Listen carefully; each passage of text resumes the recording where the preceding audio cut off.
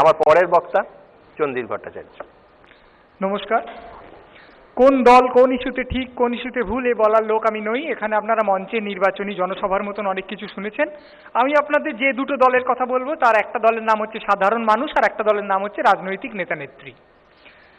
আপনাদের এটা ভেবে অবাক লাগে না যে আমাদের এই ভারতীয় গণতন্ত্রে একজন সাধারণ মানুষ, একজন গড় ভোটার আর একজন গড় ভোট প্রার্থী মানে একজন নেতা, এদের সম্পর্কটা মূলত অশ্রদ্ধার। সাধারণ মানুষ যেখানেই কথা বলেন, আপনারাও সাধারণ মানুষ, যেখানেই কথা বলেন, যেখানে সৎভাবে কথা বলতে পারেন, বাজার হাট, চায়ের দোকান, বাস, ট্রাম, অটো, সেখানে দেখবেন তারা প্রত্যেকে একমত যে যতগুলো রাজনৈতিক দল আছে সবকটা খারাপ, আর যতজন নেতা নেত্রী আছে প্রত্যেকজন হচ্ছেন অসৎ, দুর্নীতিপরায়ণ, ফাঁকিবাজ। এরা আমাদের ভালোর জন্য কোনোদিন কিছু ভাববে না, নিজেদের আখের গোছানোর জন্য আর ক্ষমতা ভোগ করার জন্য পলিটিক্সে এসছে। এই ধারণা নিশ্চয়ই সত্যি হতে পারে না। নিশ্চয়ই প্রত্যেকটি দলে মানে কিছু মানুষ আছেন যারা সৎ, যারা মানবদরদী, যারা আদর্শপরায়ণ, কিন্তু মুশকিল হচ্ছে তারা এতটাই ব্যতিক্রমী, ওই ট্যাক্সি ড্রাইভারদের খুচরো দেওয়ার মতো। এক একজন ট্যাক্সি ড্রাইভার তো আছে খুচরো দিতে চায়, কিন্তু আমরা বলি সব ট্যাক্সি ড্রাইভার খুচরো দেয় না। কেন? কারণ 100 জনের মধ্যে 90 জন যদি খারাপ হয় তাহলে 10 জনকে ধরে কোনো ধারণা তৈরি হয় না, 90 জনকে ধরে ধারণাটা তৈরি হয়। একটা গোটা দেশে সাধারণ মানুষদের মধ্যে, আমাদের বাংলাতেও তো বটেই, এই ধারণাই তৈরি হয়ে গেছে যে যারা রাজনীতি করেন তারা ভালো লোক নন। এইবারে প্রশ্ন হলো, আপনি একটা বাসে উঠলেন, বাসে উঠে একটা লোক বলল, জানেন ওই যে নেতাটা ছিল না, টাকা খেতে গিয়ে ধরা পড়েছে। বাসে কি হবে? সবাই চমকে উঠবে, হ্যাঁ নেতা হয়ে টাকা খেলো। কেউ কি হাউ হাউ করে চুল ছিঁড়তে থাকবে, আমি যাকে ভোট দিলাম, নির্বাচন করলাম, সে টাকা খেলো, এরকম হবে? আপনারা জানেন তা হবে না। একদল লোক কি বলবে, টাকা খাবে না তো কি করবে, পলিটিক্স করতে এসে তো টাকা খাওয়ার জন্য। আর একদল লোক কি বলবে, ও ধরা পড়েছে, শাস্তি হবে, বেশ হয়েছে। ভেবে দেখুন, সে তাকে নিজের প্রতিনিধি হিসেবে নির্বাচন করেছে, তারপর তার শাস্তি হবে জেনে সে বিষণ্ণ হচ্ছে না উৎফুল্ল হচ্ছে। তার মানে আমাদের এখানে একজন গড় ভোটার, একজন সাধারণ মানুষের কাছে একজন সাধারণ ভোট প্রার্থীর বা নেতার প্রতি কি রয়েছে? শ্রদ্ধা নয়, ভালোবাসা নয়, দরদ নয়, রয়েছে একটা তীব্র আক্রোশ যে এ আমার হয়ে কাজ করে না, আর তার সঙ্গে রয়েছে একটা গভীর মৌলিক অনাস্থা। এইটা হচ্ছে আমাদের এখানকার অবস্থা। আমি যাকে ভোট দিচ্ছি না তার কথা তো ছেড়ে দিলাম, যাকে ভোট দিচ্ছি বোতামটা টেপার সময় আমি জানি যে খুব সম্ভবত, প্রচন্ড প্রবাবিলিটি যে সে একজন করাপ্ট লোক। এটা কি একটা গণতন্ত্র? আপনি ভেবে দেখুন। আর আমাদের নেতাদের প্রতি আমাদের কি আছে? ভয়। আমি যদি একে ভোট না দিয়ে টাইট দেবে, তাপসদা খুব সুন্দর মেনকা গান্ধীর কথাটা তুলেছেন, যদি জিতে আসে আর তারপর জানতে পারে যে আমার এলাকা থেকে একে ভোট দেওয়া হয়নি, তাহলে আমার এলাকার কোনো উন্নয়ন আর হবে না। কিন্তু যিনি জিতে আসছেন, জিতে যিনি সাংসদ হন, মন্ত্রী হন, যা খুশি হন, তিনি কিন্তু শুধু তাকে যারা ভোট দিচ্ছেন তাদের সাংসদ নন, তাদের মন্ত্রী নন, সকলে। কিন্তু আমাদের এখানে তা হয় না। পাইয়ে দেওয়া আর প্রতিহিংসা, এই দুটো পয়ের ওপর আমাদের তৃতীয় প পলিটিক্স। আমি যে লোকটাকে নির্বাচন করছি সে কে? সে আমার প্রতিনিধি, সে আমার হয়ে, আমি হয়ে দেশটাকে চালাবে। এই আমি যদি আমার প্রতি অবিশ্বাসী হয়ে পড়ি তাহলে তো গোটা সিস্টেমটাই ভুল। এই সিস্টেমে কোন দল ঠিক আর কোন দল ভুল নিয়ে আলোচনাই চলতে পারে না। আমাদের যে রাজনৈতিক নেতা নেত্রীরা আছেন তারা কি বোকা? কখনো নয়, তারা বুদ্ধিমান। তারা জানেন না যে সাধারণ মানুষ মুখে যাই বলুক না কেন, সামনে এসে সুবিধের জন্য যতই তাদের কাছে হাত কচলাক না কেন, আসলে তাদের স্বতঃস্ফূর্তভাবে ঘৃণা করেন। জানেন, জেনেই রাজনৈতিক নেতা নেত্রীরা কি করেন? তারা কি অনেকগুলো ঠিক কাজ করার চেষ্টা করেন যা এই পরিস্থিতিটাকে, এই বিশ্বাসটাকে পাল্টে দেবে?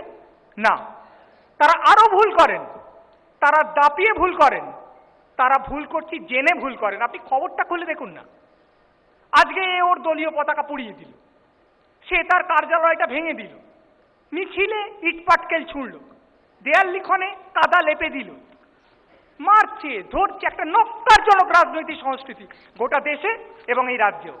আর ভাষা, সে কথা শুনলে তো সুনীতি চট্টোপাধ্যায়ের ছবি 3 বার উল্টে পাল্টে গিয়ে দেয়ালের দিকে মুখ করে সারা বছর, অন্তত ইলেকশন সিজনটা থাকবেই। কথা বলছেন যারা, আমাদের এখানকার সবার কথা আলাদা এমনিতে, তাদের টোনটা, তাদের গলার সুরটা হচ্ছে মস্তানের মতন, থ্রেট করার মতন, এবং বিরোধী পক্ষের নেতা বা নেত্রীর প্রতি ন্যূনতম সৌজন্য বা শ্রদ্ধা তো দূরস্থান, বাছাই বাছাই অত্যন্ত কদর্য বিশেষণসমূহ নিরন্তর প্রযুক্ত হচ্ছে।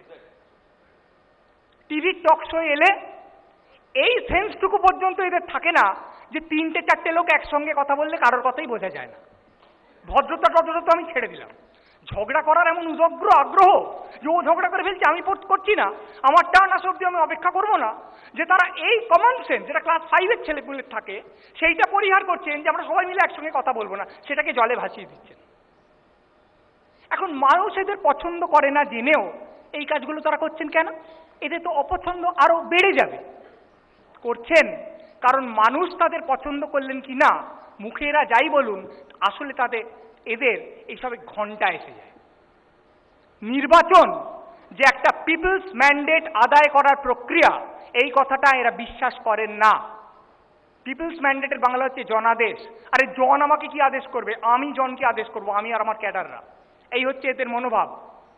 যদি তা না হতো তাহলে যুগে যুগে এই দেশে যেখানে যেখানে গায়ের জোর ফলানো যায় সেখানে সেখানে গায়ের জোর ফলিয়ে এই ম্যান্ডেটটাকে ম্যানিপুলেট করার চেষ্টা হয়েছে। কেন? কেন বুথ দখল? কেন ছাপ্পা ভোট? কেন যারা অফিসার আছেন, পোলিং অফিসার, প্রিসাইডিং অফিসার, তাদের থ্রেট করা? কেন বিরোধী পক্ষের এজেন্টকে ঘাড়ে ধরে বের করে দেওয়া? কেন কালী পুজোর চেয়ে বেশি বোম ফেলা? আজ অব্দি কোনো রাজনৈতিক দল বলতে পেরেছে আমি তো 5 বছর কাজ করেছি, আমার চিন্তা কি, আমি কোনো মারধর করবো না, আমি কোনো অন্যায় করবো না, স্বাধীনভাবে স্বাধীন চিন্তায় ভোটাররা যা ভোট দেবেন দিন? কেউ বলতে পারেন।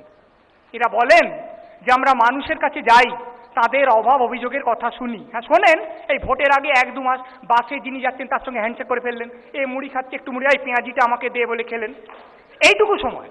বাকি পুরো সময় এদের অভ্যেসটা কি? এরা একটা বেদির ওপর থেকে প্রচন্ড চিৎকার করে বক্তৃতা দেবেন, আর তার তলা থেকে ভক্ত হনুমানের মতো হাত জোড় করে সমস্ত যারা শ্রোতা, যারা সাধারণ মানুষ, তারা সেটা শুনবেন। যদি তার মধ্যে কেউ হাত তুলে নিজেদের অভাব অভিযোগ জানাতে চায়, তাকে পুলিশ দিয়ে অ্যারেস্ট করিয়ে দেবেন। যখন এরা নির্বাচনে হেরে যান দেখবেন তখন এরা বলেন মানুষ ভুল বুঝেছেন, মানুষকে ঠিক বোঝাতে হবে। কেউ কখনো বলেননি আমি ভুল বুঝেছি, মানুষের কাছে গিয়ে আমাকে ঠিকটা বুঝতে হবে, কখনো নয়। তার কারণ তাদের বক্তৃতায় লব্জ হিসেবে মানুষ মানুষ যতবার আবৃত্ত হোক না কেন, এরা মানুষকে থোড়াই কেয়ার করেন। কিন্তু এই যে মানুষকে উপেক্ষাটা, এটা শুধুমাত্র এরা গায়ের জোরের ভরসায়, সংগঠনের জোরের ভরসায় করেন না, সাধারণ মানুষের অর্থাৎ আমাদের নাড়ি এদের টেপা আছে।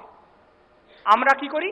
আমরা একটা জনসভায় গেলাম, সেখানে কি হচ্ছে ধরা যাক গত 5 বছরে একটা দল কি করেছে তার বিশদ খতিয়ান দেয়া হচ্ছে, অনেকক্ষণ ধরে আমরা হাই তুলি। বিরোধী পক্ষের ম্যানিফেস্টোর প্রত্যেকটা পয়েন্ট বাই পয়েন্ট রাজনৈতিক মূল্যায়ন, বিশ্লেষণ, ব্যবচ্ছেদ করা হচ্ছে। আর বলি চা বোর লাগছে, চ বাড়ি যাই। কিন্তু যেই বিরোধী পক্ষের রাজনৈতিক নেতা বা নেত্রীকে একটি চমকপ্রদ গালাগাল দেওয়া হলো, আমরা হাততালি দিতে শুরু করি।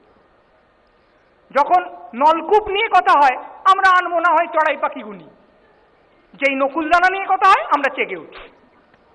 হনুমান মরে গেছে, তার মৃতদেহটা দলীয় পতাকায় জড়িয়ে খোলকত্তাল বাজাতে বাজাতে শেষকৃত্য করতে নিয়ে যাচ্ছে, আমরা তার পেছন পেছন দুহাত তুলে নৃত্য করতে করতে যাই, কারণ এটার মধ্যে বেশ একটা চমৎকার মজা আছে। তার মানে আমরা সিরিয়াস নির্বাচন চাই না, আমরা IPL চাই, T20 চাই, টাং টাং ছক্কা হবে। ব্যাট কোথায়, প্যাড কোথায়, মাথা লাইনে এসছে কিনা আমার জানার দরকার নেই, বস ধমাকা দাও। তাহলে আসল ভুল কারা? পদ্মফুল, জোড়া ফুল, হাত কাতুরি হাসতে, আসল ভুল আমরা সাধারণ মানুষরা, যারা এই সমাজটাকে একটা টিআরপি বাচক সমাজে রূপান্তরিত করেছি। মানে কি? দেখবেন সিরিয়াল যারা তৈরি করেন তাদের যদি আপনি জিজ্ঞেস করেন যে ভাই পর পর কতগুলো অশিক্ষিত রিগ্রেসিভ সিরিয়াল তুমি তৈরি করছো কেন, সে বলে পাবলিক খাচ্ছে কেন।